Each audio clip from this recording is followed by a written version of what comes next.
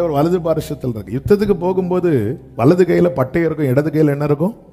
கேடையா இருக்கும். அப்போ எந்த சைடு இப்போ சேஃபா இருக்கு? எந்த பக்கம் பாதுகாப்பா இருக்கு? ஏன்னா இடது பக்கத்துல என்ன இருக்கு? வலது பக்கத்துல பட்டயம் இருக்கு, ஆனா வலது பக்கத்துல என்ன இல்ல? கேடை இல்ல. கர்த்தர் எங்க வந்து நிக்கிறார்? வலது பக்கத்துல. எதுக்கு இதை சொல்றேன்னா, என்னுடைய வீக்னஸ் அவருக்கு தெரியும். என்ன சத்துரு எந்த பாதையில வந்து அடிப்பான்னு அவருக்கு தெரியும். அந்த பகுதியில நான் விழாதபடிக்கு, நான் அசைக்கப்படாதபடிக்கு என் கர்த்தர் என் வலது பாரிசத்திலே ஆமென் சொல்றவங்க நல்ல கைகளை தட்டி ஹல்லேலூயா. வல பக்கத்தில் நிழல் அவரே, வழுவாமல். ஆண்டவர் சொல்றார், இது நிமித்தம் நீ திரும்பினால் உன்னை நான் திரும்ப சீர்படுத்துவேன், என் முகத்துக்கு முன்பாக நிலைத்தும் இருப்பாய். அடுத்து சொல்ற, நீ தீழ்ப்பானதி நின்று விலையேற பெற்றதை பிரித்தெடுத்தால். எது தீழ்ப்பானது?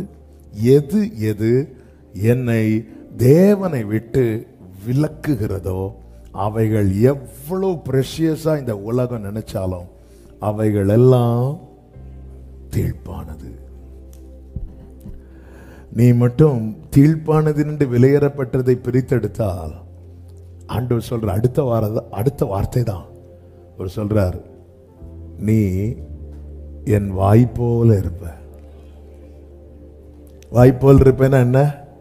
இனி நான் பேச வேண்டியதை நான் உன்னை வச்சு பேசுவேன், நான் சொல்ல வேண்டியதை நான் உன்னை கொண்டு சொல்லுவேன். ஆமென். கர்த்தருடைய சத்தம் இனி உன் மூலமாய் துணிக்கும். இந்த பூமியில தேவன் நம்ம எவ்வளவு மேன்மையாய் வைக்க விரும்புகிறார் தெரியுமா? தீழ்ப்பானது என்று விலையேறப்பட்டதை பிரித்தெடுத்து நம்ம எல்லாம், அதாவது தேவன் நம்மளை எங்கேயோ வச்சு பார்க்க விரும்புகிறார். நம்ம பிரச்சனை என்ன அப்படின்னா, இது அறியாமல், இதை உணராமல் அற்பமானதெல்லாம் அற்புதமா பார்த்துட்டு இருக்கிறோம். மோசே வந்து தன் வாயில ஒரு அற்புதத்தை எதிர்பார்த்து, நான் உம்மோடு பேசினதுக்கு முன்பாகிலும் பேசினதுக்கு பின்பாகிலும் நான் வாக்கில் வல்லவன் அல்ல. அப்ப என்ன எதிர்பார்க்கணும்? என் வாயில ஒரு அற்புதம். உடனே அடுத்த வார்த்தை ஆண்டவர் சொல்றார். ஆண்டவர் நினைச்சிருப்பார், இதை கேட்டது மோசே துள்ளி குதித்து ஆர்ப்பரித்திருப்பான். அடுத்து சொல்றார், மோசே நான் உன் வாயோடு இருந்து பேசுவேன். வாங்க ஆண்டவர், வேற யாரையாவது? நான் எதிர்பார்த்தது வந்தது அதல்ல. இது எவ்வளவு பெரிய மேன்மை தெரியுமா? மோசே, அது உனக்கு இப்ப புரியாது. மோசே, நீ வா, உன்னை எகிப்து கூட்டிட்டு போறேன். எகிப்துக்கு மோசே போறார். மோசேக்கு வாயில இருக்கிற அந்த மந்த நிலை மாறல. இவனா நடக்க நடக்கதான் மோசேக்கு புரியுது. அற்புதம் எது தெரியுமா? என் மந்த நிலை மாறினதில்ல, இந்த ஏழையும் பயன்படுத்துறாரு, இந்த வாயும் பயன்படுத்துறாரு, இந்த கையையும் பயன்படுத்துறாரு, இந்த காலையும் பயன்படுத்துறாரு. ஹல்லேலூயா. அதனால நம்ம பலவீனத்தை சொல்லணும், நம்ம தேவைகளை சொல்லணும், நம்ம குறைகளை சொல்லணும். ஆனா என்ன செய்யணும்னு தீர்மானிக்கிறது அவர்கிட்ட விடணும். பவுல் தன்னுடைய பவுலுடைய நிழல் பட்டு எழும்பினவங்க எத்தனை பேர்? பவுலுடைய வஸ்திரம் பட்டு சுகமடைந்தவங்க எத்தனை பேர்? ஆனா பவுல் வாழ்க்கையில பலவீனம் குத்துன்னு குத்துது. ஆண்டவர் சொல்றார், உன் பலவீனத்துல என் பலன். பவுல் அதுக்கப்புறம் தன் பலவீனத்தை குறித்து வேற எங்கேயுமே சொல்லல. அப்ப இந்த பலவீனத்தை என் வாழ்க்கையில தேவன் அனுமதித்திருக்கிறார்னா, இதுல இருந்து தேவன் தம்முடைய பலத்தை வெளிப்படுத்த விரும்புகிறார். அதுக்கு என் பலவீனம் எனக்கு தேவையா இருக்கிறது. இருக்கட்டும், இருந்துட்டு போட்டோம். நம்ம நினைக்கிறதெல்லாம் அவர் செய்யணும். செஞ்சா அவர் கூட இருப்போம். கொஞ்சம் டிலே ஆச்சு, கொஞ்சம் வேற மாதிரி போயிட்டு அவ்வளவுதான், விட்டுட்டு போயிடுவோம். இந்த பிசாசானவன் சர்ப்பத்தின் வாயிலாய் ஏவாளோடு முகமுகமாய் பேசுகிறான். நல்ல கவனிங்க. சர்ப்பத்தை எங்க கர்த்தர் வச்சிருந்தா எங்க போகக்கூடியது? மண்ணில் போகக்கூடியது. காலு கீழே கடக்கக்கூடிய சர்ப்பம் இப்போ பேசி பேசி பேசி பேசி ஏவாளுக்கு முகமும் சர்ப்பத்துக்கு முகமும் ஃபேஸ் டு ஃபேஸ் பார்த்துட்டு இருக்கு. இதுக்கா படைச்சார்?